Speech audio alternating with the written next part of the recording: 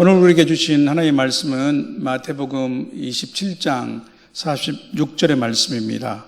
우리 다 함께 합독하시겠습니다. 제9시쯤에 예수께서 크게 소리질러 이르시되 엘리 엘리 라마 사박다니 하시니 이는 곧 나의 하나님 나의 하나님 어찌하여 나를 버리시나이까 하는 뜻이다.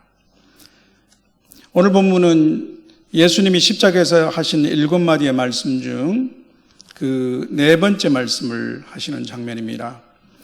예수님의 십자가 처형과 관련해서 복음서에서는 3개의 시간이 나옵니다. 제3시와 6시 그리고 9시가 그것입니다.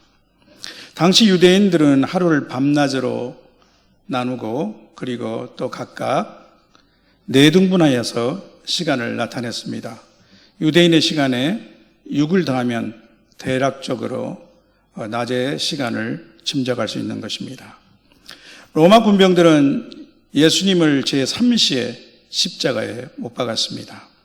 지금 우리 시간으로는 오전 9시 무렵이라고 할 수 있겠죠. 그런데 성경은 제6시부터 9시까지 어두움이 계속되었다고 증언하고 있습니다. 하루 중 가장 밝고 태양이 뜨거운 정오부터 오후 3시까지 그날 예루살렘의 하늘은 빛을 잃었습니다. 이윽고 제9시쯤 되었습니다. 그때 예수님께서 큰 소리로 외치시는 것입니다. 엘리 엘리 라마 사박다니 나의 하나님 어찌하여 나를 버리시나이까. 이 외침은 인류 역사에서 가장 깊고 가장 무거운 절규였습니다.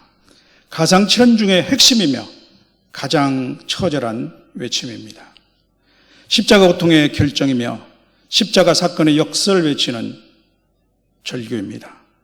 이 외침 속에는 철저히 버림받음의 고독과 처절한 심판의 고통과 무게와 그리고 무엇보다 우리를 향한 구원의 은혜가 담겨져 있습니다.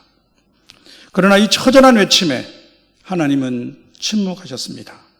대낮에 빛을 잃은 하늘이 하나님의 대답을 대신하는 것일까요? 박완서 작가의 글 중에 한 말씀만 하소서라는 일기형 수필이 있습니다. 1988년 온 나라가 서울올림픽 개최를 앞둔 기대감 속에 들떠 있을 때 박완서 작가는 그의 8월 말 외아들을 교통사고로 잃었습니다. 그 3개월 전에는 남편이 폐암으로 세상을 떠났죠. 아들은 당시 25살로 서울의대에서 레지던트로 일하고 있었습니다. 그의 삶의 커다란 의미이자 희망이었던 아들의 죽음은 그를 고통과 절망의 심연 속에 빠뜨렸습니다. 자식을 먼저 보내는 부모의 고통을 한자 말로는 참척이라고 합니다. 참은 마음이 찢어지듯한 참혹감을 나타내고 척은 얼굴빛이 변할 정도의 슬픔을 나타냅니다. 작가는 그 상실과 절망 속에서 위로와 힘을 주는 한마디의 말씀을 갈구하였습니다. 우리 주변에서도 그렇습니다. 암 선고를 받은 환자가 그래도 희망이 있습니다 라는 의사의 한마디에 버티는 힘을 얻을 수 있습니다. 외로움 속에 있던 사람이 내 곁에 내가 있어 라는 친구의 한마디에 다시 하루를 살아갑니다. 이제 저는 그 외침 속에 담긴 구원의 은혜라는 제목으로 예수님의 외침 속에 숨겨진 하나님의 구원의 은혜를 함께 나누고자 합니다. 저는 4가지로 말씀드리겠습니다. 첫째로 그 외침은 예언의 성취입니다. 예수님의 외침은 시편 21편 1절 말씀을 의도적으로 인용하신 것입니다. 내 하나님이여 내 하나님이여 어찌 나를 버리셨나이까. 어찌 나를 멀리하여 돕지 아니하시오며 내 신음소리를 듣지 아니하시나이까. 사람은 인생을 살다 보면 참으로 버림받았다고 느낄 때가 있습니다. 직장이나 공동체에서 친구나 동료, 때로는 가족에게까지 버림받았다는 고립감을 느낄 때가 있죠. 때로는 하나님께까지 버림받았다는 느낌이 들 때도 있습니다. 아무리 기도해도 응답이 없고 하나님이 침묵하시는 것 같은 느낌이 드는 경험을 해보신 적이 있으십니까? 이 시편은 바로 이 절망의 순간에 다윗이 하나님께 올린 눈물의 탄식입니다. 예수님은 하나님의 아들로서 성부 하나님과 한 번도 그 관계가 끊어진 적이 없었습니다. 창세전과 창세 이후의 영혼 가운데 이와 같이 성부 하나님부터 철저한 버림과 또 침묵을 경험한 적은 없었습니다. 그래서 예수님은 겟세마네 동산에서 고뇌하셨습니다.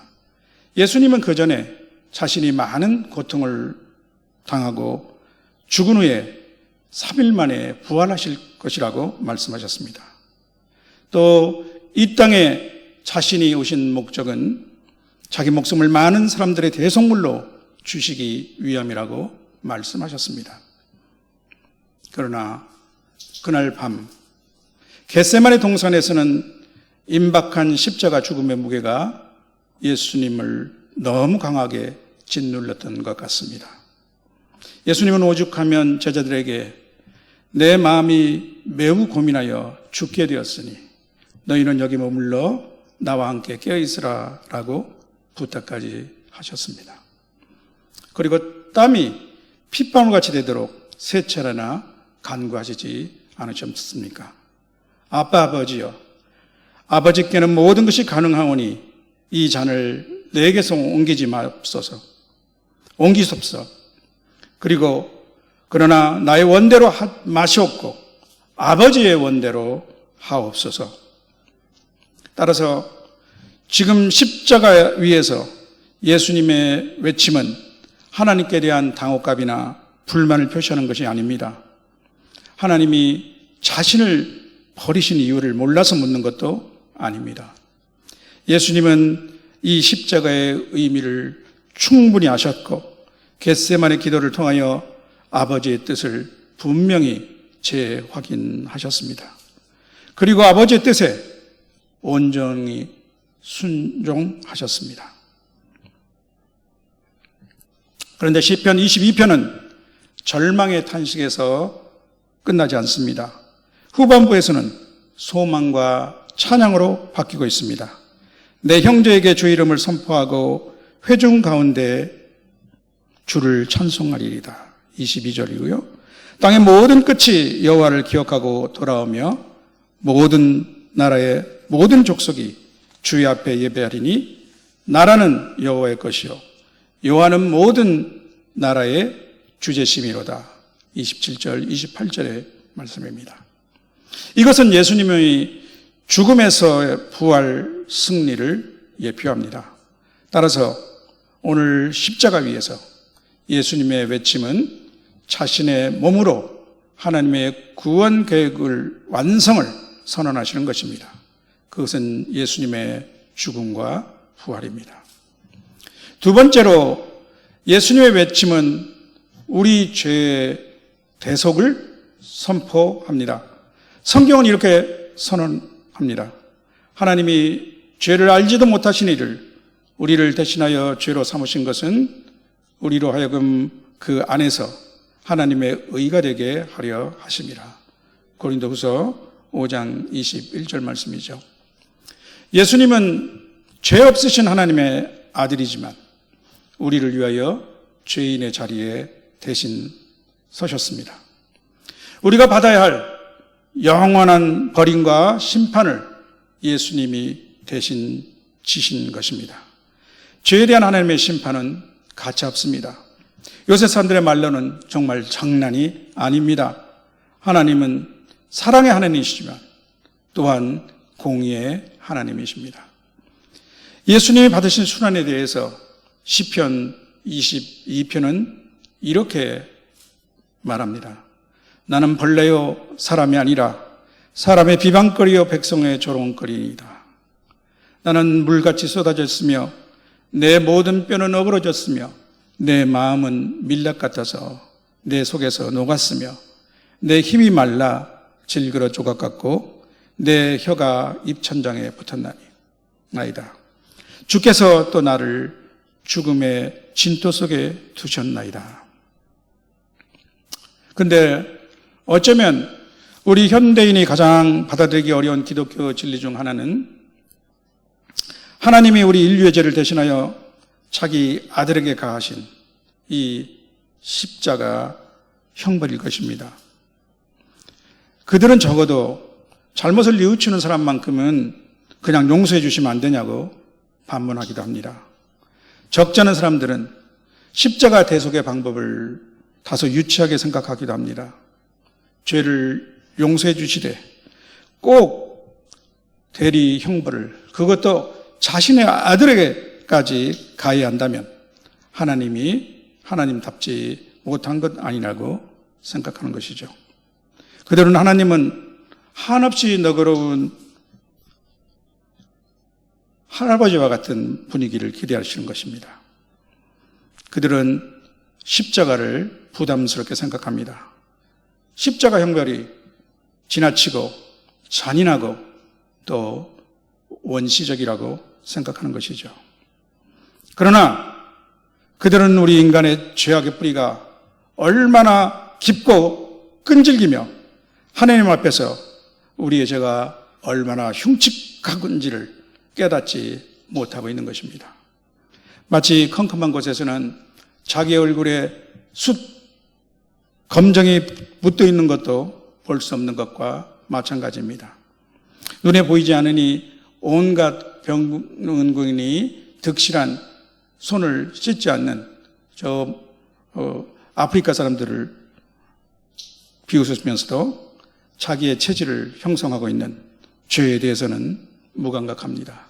이것이 하나님을 알지 못하는 우리 죄인들의 모습입니다. 20세기 복음주의 기독교의 대표적인 신학자이며 설교가로 알려진 영국의 존 스토트는 그리스도의 십자가라는 저서에서 이렇게 썼습니다. 인간 스스로 하나님을 대신하는 게 죄의 본질이라면 하나님이 친히 우리를 대신하는 게 십자가 구원의 본질이다. 인간은 오로지 하나님이 계셔야 마땅한 자리에 자신을 앉히고 하나님은 당연히 우리가 있어야 할 자리에 친히 들어가셨다. 이 세 번째로 이 외침은 우리에 대한 하나님의 사랑의 증거였습니다. 하나님이 십자가 위에서 부르짖는 성자 하나님의 절규에 끝까지 침묵하셨습니다. 하지만 그 침묵은 하나님의 무관심이나 무감각이 아닙니다. 그것은 인류 구원을 완성하시는 하나님이 고통하시는 침묵이셨습니다. 하나님은 마음의 고통을 받으셨습니다. 절대자이신 하나님은 초연하시며 심령의 동요가 전혀 없다고 주장하는 신학 사상이 있는데 소위 신적 무감성 교리입니다. 하나님은 완전한 존재이시기 때문에 인간처럼 감정에 의해 영향을 받거나 고통, 변덕, 감정의 기복을 겪지 않으신다는 전통적 신학 주장입니다. 그러나 현대 신학에서는 인격체로서 하나님의 감정을 인정하는 방향으로 나아가고 있습니다. 인간 속에 들어오신 성자 하나님은 우리와 공감하시는 하나님의 모습을 분명하게 드러내셨습니다. 하나님은 자기 아들을 아끼지 아니하시고 우리 모두에게 내어주셨습니다. 여러분은 창세기 22장의 사건을 잘 알고 계실 것입니다. 하나님은 아브라함에게 100세에 낳은 아들 이삭을 하나님께 바치라고 명령하셨습니다. 아브라함이 아들 이삭을 묶어 제단 위에 올려놓고 막 칼을 잡았을 때 하나님은 급히 아브라함을 말리시고 대신 하나님이 희생 제물로 미리 준비하셨던 순양을 보여주셨습니다. 그리고 하나님은 아브라함의 믿음의 순종을 칭찬하며 그와 후손에게 큰 복을 주실 것을 약속하셨습니다. 그때 하나님은 두 번이나 반복하셔서 내가 내 아들, 내 독자도 아끼지 아니하셨음을 강조하셨습니다. 하나님은 자식을 내놓는 아버지의 아픔을 아시는 분이십니다. 문득 멜 깁슨의 영화 The Passion of Christ에 나오는 한 장면이 생각납니다. 예수님의 십자가 고통 끝에 돌아가시는 마지막 순간에 뜬금없이 물방울 하나가 뚝 떨어지는 장면이죠. 그래서 성경은 이렇게 화가 나고 있습니다. 우리가 아직 죄인 되었을 때 그리스도께서 우리를 위하여 죽으심으로 하나님께서 우리에게 대한 자신의 사랑을 확증하셨느니라. 어떤 때 어떤 사람들은 이렇게 말합니다. 도대체 하나님은 계시기는 한 건가? 또 어떤 사람은 이렇게 되묻기도 합니다. 하나님은 어디 계시지? 도대체 하나님의 공의는 무엇이고 사랑은 무엇이지? 우리는 꼭 기억해야 합니다. 십자가는 침묵 속에서도 하나님의 사랑이 가장 크게 드러난 것입니다. 예수님의 외침은 이 하나님의 침묵을 더욱 크게 웅변하는 것입니다. 하나님은 또한 침묵 속에서도 은혜로 역사하십니다. 그와 같이 때로는 우리의 간절한 기도에 하나님이 바로 응답하지 않고 침묵하시는 것 같을 때에도 하나님은 우리를 보고 계시며 듣고 계신 것입니다. 때로 우리가 하나님께 버림을 받은 것처럼 느낄 때가 있더라도 하나님은 결코 우리를 잊거나 버리지 않으십니다. 하나님은 일찍이 선지자 이사야를 통해서 이렇게 말씀하셨습니다. 여인이 어찌 그 젖먹는 자식을 잊겠으며 자기 태에서 난 아들을 긍휼히 여기지 않겠느냐. 그들은 혹시 잊을지라도 나는 너를 잊지 아니할 것이라. 이사야 49장 15절 말씀이죠. 마지막 네 번째로 이 외침은 우리를 향한 복음의 초청입니다. 예수님의 외침은 단지 한 인간의 고통의 절규가 아닙니다. 하나님께 대한 항의나 원망의 표현은 더욱 아닙니다. 그 외침 속에는 인생의 짐을 지고 수고하고 고통받는 자들, 모든 죄인들, 모든 잃어버린 자들에 대한 초청이 담겨져 있습니다. 간절한 초청이죠. 이것이 복음입니다. 너희가 서야 할 자리에서 내가 대신 버림을 받았다. 내가 큰 대가를 치루었다. 그러니 너희는 두려워하지 말라라는 것입니다. 십자가 위 이 외침은 은혜의 소리, 구원의 소리, 생명의 소리입니다. 엘리 엘리 라마 사박단이 부르짖는 예수님의 외침에 귀를 막는 것은 성부 하나님과 성자 하나님의 사랑의 초청을 거절하는 것입니다. 그것은 가장 큰 반역입니다. 모든 인간은 죄인입니다. 그러나 하나님은 우리의 모든 죄를 이미 용서하셨습니다. 자기 아들 예수 그리스도의 피보다 더 귀한 것이 어디 있겠습니까? 이 예수님의 외침에 귀를 열고 예수님의 십자가 앞에 나오는 자에게는 더 이상 죄의 형벌이 없습니다. 예수님이 대신 그 값을 이미 지불하셨기 때문입니다. 이 초청에 응하느냐 거절하느냐에 따라 인간의 운명은 나뉘게 됩니다. 내가 예수님의 피값으로 용서받은 죄인, 나아가 하나님의 자녀가 될 것인가, 아니면 계속 죄인으로 남아있을지는 바로 나의 선택에 달려 있습니다. 그러나 그 선택의 시간은 영원하지 않습니다. 한번 죽는 것은 사람에게 정하신 것이요, 그 후에는 심판이 있을 것입니다. 성도 여러분, 저는 이 말씀을 정리해 보고자 합니다. 우리는 십자가 위 예수님의 외침 속에 들어있는 하나님의 구원의 은혜를 살펴봤습니다. 예수님의 은혜는 말씀의 성취를 선포하는 것입니다. 이 외침은 엄청나게 값비싼 비용으로 우리를 대속하였음을 알려줍니다. 이 외침은 하나님의 침묵을 대신하여 우리에 대한 하나님의 사랑과 아들을 내어 주시기까지 사랑하신 그 하나님의 고통을 들려주는 절규입니다. 마지막으로 이 외침은 우리를 향한 간절한 복음의 초청입니다. 사랑하는 성도 여러분, 예수님의 외침은 우리를 위한 생명의 부르짖음입니다. 참 소망의 부르짖음입니다. 그 외침은 우리 죄인을 위한 외침이며 우리를 부르시는 초청입니다. 길 잃은 양떼처럼 각기 제 길로 가고 있는 우리를 향해 예수님은 십자가 위에서 외치셨습니다. 나의 하나님, 나의 하나님, 어찌하여 나를 버리셨나이까? 우리 성도들은 이 사랑의 초청에 응한 사람들입니다. 하나님과 예수님께 사랑의 빚을 진 자들입니다.